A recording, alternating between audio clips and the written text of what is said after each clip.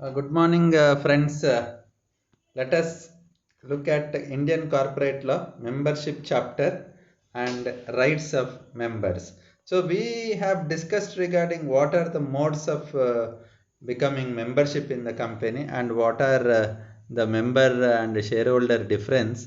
Now let us understand rights of members. So once a person becomes a member in a company and that is his name is written in the register of members, what are the rights of that member? So basically we have to discuss it in different aspects. First one is statutory aspect. Now statutory is the rights conferred to the members as per the companies act. So what are the statutory rights available for member in the company? So every member has a right to get copies of memorandum and articles of association by paying a prescribed fees. So all of you know articles and memorandum of association is the main document of the company, and they have a right to get that copies. Okay, and similarly they have right to receive the circulars and notices relating to general meetings. They have right to receive the copies of profit and loss account, balance sheet and other documents of the company, especially financial documents of the company. And every member has a right to appoint a proxy and exercise his voting right through a proxy. Member has a right to demand poll at the meeting. He has a right to demand convening of an extraordinary general meeting wherever necessary. And then a member has a right to apply for the National Company Law Tribunal for calling annual general meeting when company fails to do that. Okay, and every member has a right to receive the share certificate also for the shares prescribed by him within 3 months of the allotment, and every member has a right to receive duplicate share certificate if the share certificate is lost by paying a prescribed fee and following the procedures for that duplicate share certificate. And every member has a right to transfer his shares also as per the articles of association, and right to elect and appoint directors also, and right to appoint and fix remuneration for the auditors of the company. Similarly, he has a right to inspect various statutory books in the company like profit and loss account, register of members, register of debenture holders, minutes book, etc. Okay, and then member has a right to alter the memorandum of association and articles of association. He has a right to declare the dividend. Okay, and a right to receive bonus shares as well. Rights has a right to get the first preference shares. Okay, on pro rata basis, that is if the shares are given.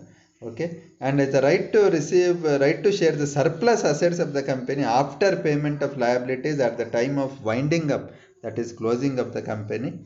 And right to present the application to the National Company Law Board for ordering investigation also in the company. If something goes wrong, he has a right to order this one also, right to go to National Company Law Board. Okay, and he has a right to present a petition to the tribunal for the winding up of the company, and right to convert his fully paid shares into stocks. And every member has the right to apply to the court also. Okay, and every member has the right to rectify the register of members.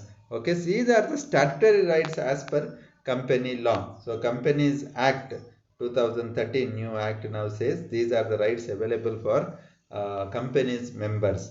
Okay, similarly let us look at documentary rights. What are the documentary rights available? So that is the rights as per memorandum of association and articles of association. So what are the rights available to a member? So there are various documentary rights enjoyed by the members depend on the provisions of articles and memorandum of association. So that depends on the company. So there are a lot of maybe rights available to the members as per the memorandum and articles of association. Then we have legal rights as well. Members has got legal rights, that is rights given to the members by the general law. Okay, law of the country. So under general law also member has the right to resign the allotment on the ground of misinterpretation or non-disclosure of material facts in the prospectus, and ask for the refund of money paid by him on the shares.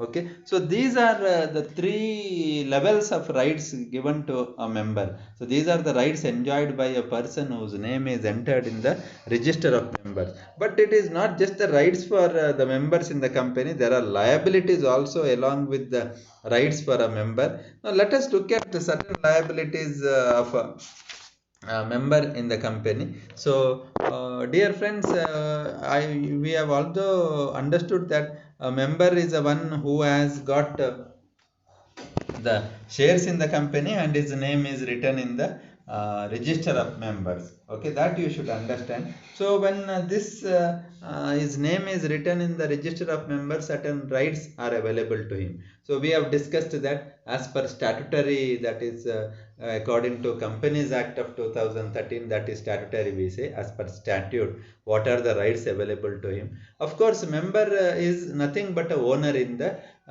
simpler term in a company. Okay, when we say member of a company, he is the owner of the company. So as a owner, he has all the right to look at various books and all that we have seen just now as per statute. And the major two documents of the company are memorandum of association and articles of association.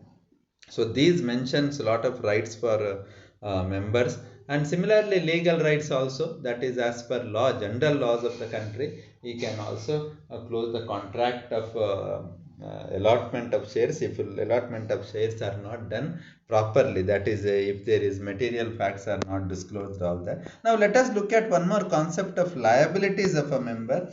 So liabilities of every member is liable by the provisions of memorandum of association and articles of association of the company. So the documents, basic two documents have provisions regarding liabilities. Then every member is liable to pay the calls made by the company on the shares held by him.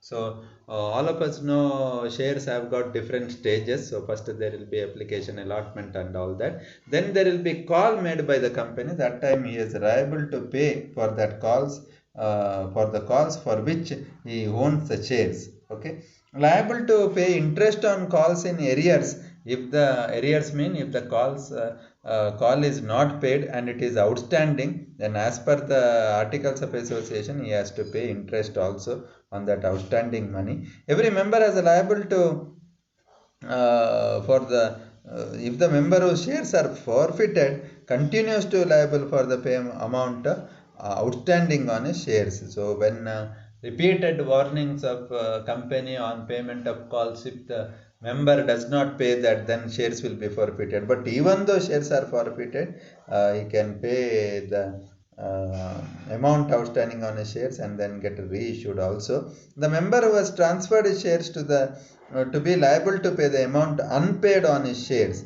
until the transferee name is entered in the register of members, that you should be knowing. And member is liable for a list of contributory, that is a present member, to contribute the amount outstanding on partly paid up shares at the time of winding up of the company. So this contributory will come at the time of winding up. So that time also he is liable to pay on the partly paid up money.